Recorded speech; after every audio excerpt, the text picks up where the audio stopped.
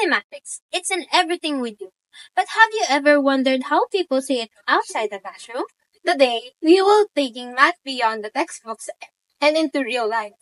We'll be interviewing 10 people here in Bagongpong, Caloocan, asking them simple but tricky questions. And of course, a little challenge deserves a little reward. Let's explore how math exists outside the classroom. We created a total of 10 diverse questions to ask those individuals present outside the classroom environment.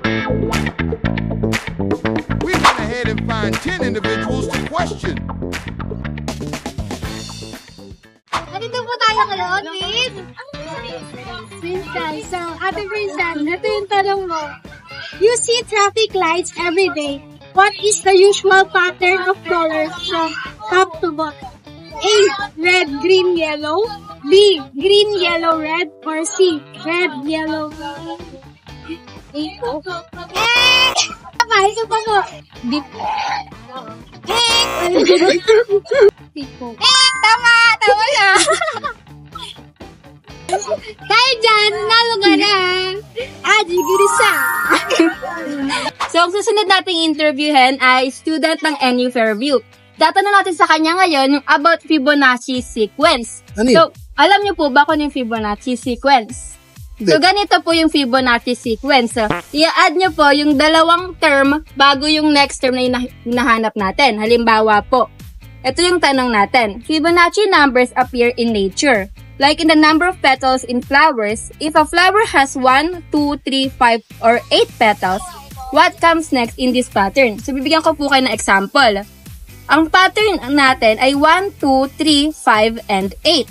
So, paano po naging 8 yung last pattern natin or yung last term natin? Inad po natin yung 3 tsaka 5, which is yung 2 numbers after nung 8. So, ngayon ang tanong, if the flower has 1, 2, 3, 5, or 8 petals, ano po yung sunod sa pattern na yan?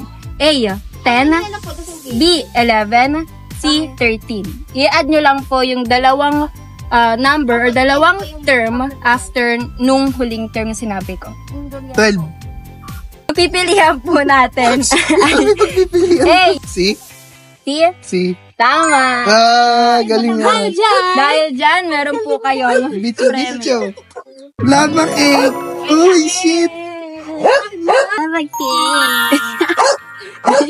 Hi guys, ang next po natin na interview ay Sige po, ang tanong po sa inyo, if all cats have fur and Whiskers is a cat, Whiskers has fur, is this statement logically correct? Yes. Tama. Dahil meron kayong prize. Ano yan? House and lot? Bola lang. This choice, ayan po, yung premyo po, ito po. Yay! Panasa na lang po lang dyan. Hi guys, ang next natin i-interviewin ay si Kuya. Rain. If you love both coffee and milk tea, but your friend only likes coffee, which set describes your friend? A. Coffee set. B. Milk tea set. C. Universal set. A. Coffee set. Tama! Ito, may prize po kayo. Bunot alam po. Bunot po kayo dyan. Tanoon. Pulburon. Today we're going to interview Ate Luz po. And we're going to interview her po about one of our lesson proposition. So yung proposition po, it must be a statement that has a definite truth na hindi po siya true or false. Talagang totoo lang po. Pipili lang po kayo sa mga sasabihin ko po answer. A, there are 24 hours in a day. B, how many hours are in a day? C, study hard to pass your exam. Saan po dun yung totoong truth po siya?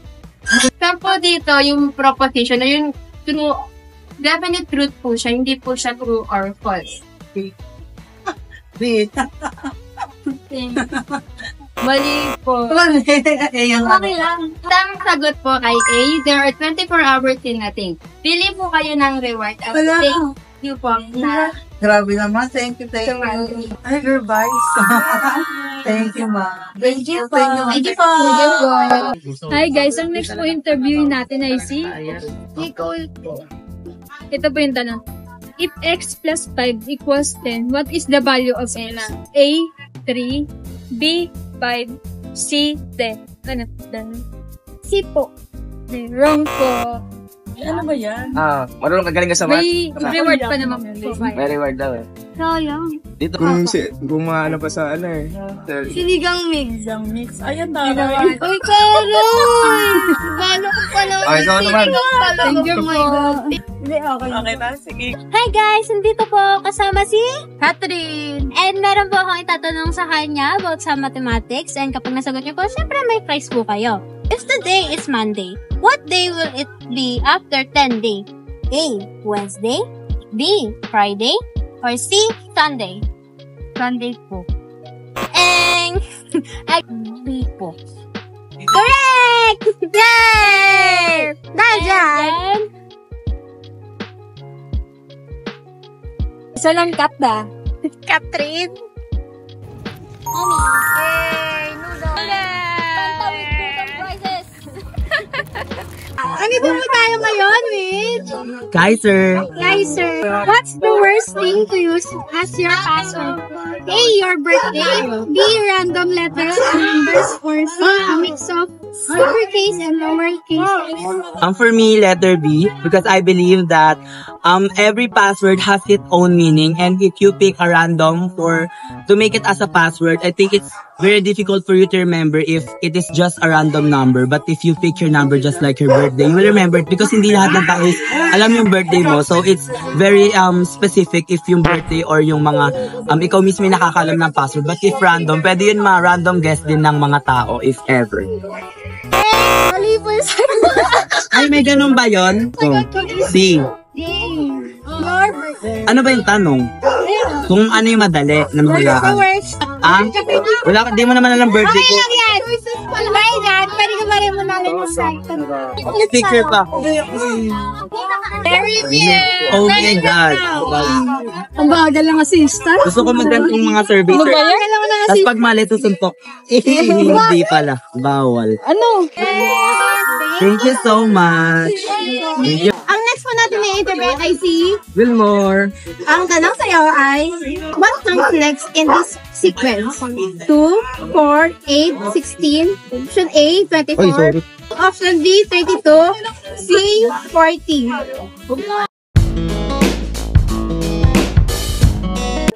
Letter B po. 32. Hey, May prize ka. Ano ka? Nathan Wafer. Thank you. Hi guys! Dito tayo ngayon para interviewin si ate. What's your name po? MJ. Ano po? MJ. MJ daw. So, if it rains, then the street will be wet. What happens if it doesn't rain? A. The streets are dry. B. The streets are wet.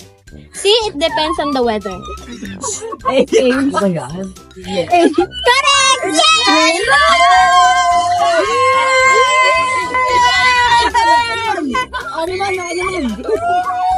Ate, saka na tayo! Ano naman? Punot ka po. Ano yan? Isa lang ate, isa lang oh. Ako, iPhone pre. Ay,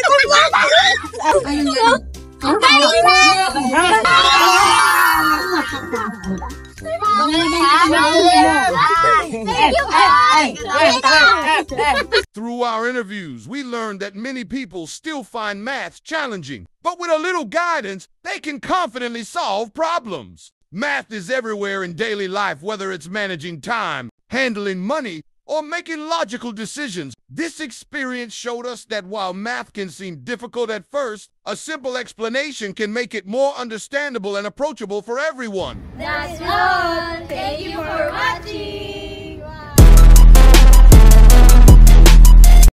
Good day, everyone. Buwan mo na kagad sa akin, dito tabat sagot. Hindi nga eh. May From our that's all. Thank you for watching. Thank you for watching.